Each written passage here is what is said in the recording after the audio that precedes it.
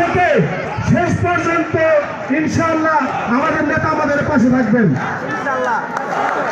বাংলাদেশ জাতীয় দল বিএনপি জনগণের দল, গণতন্ত্রের দল, জনগণের উন্নয়নের দল। আজকের এই সমাবেশ এটাই তার প্রমাণ করে। স্বৈরাচার সরকার কখনো এরকম একটা প্রোগ্রাম করতে পারে নাই।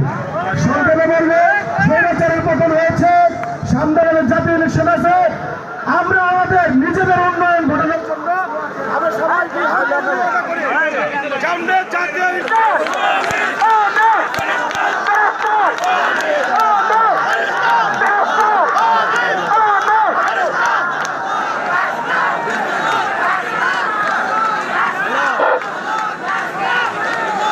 সংগ্রামী নেতৃবৃন্দ,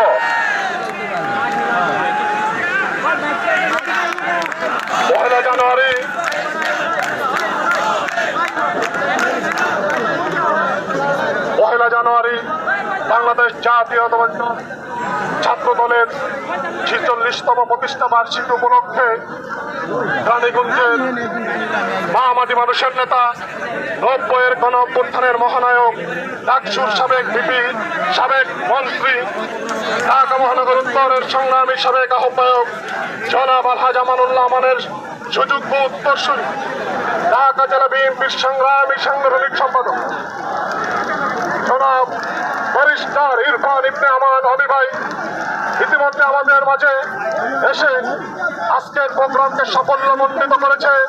এই জন্য আমরা সকলে করতালির মাধ্যমে তাকে অভিনন্দন জানাই।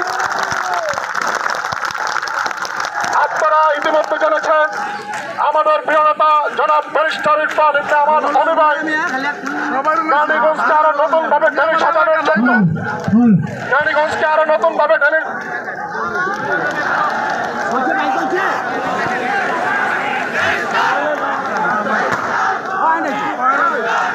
ভাই বোম করে ফুটাই তারা করে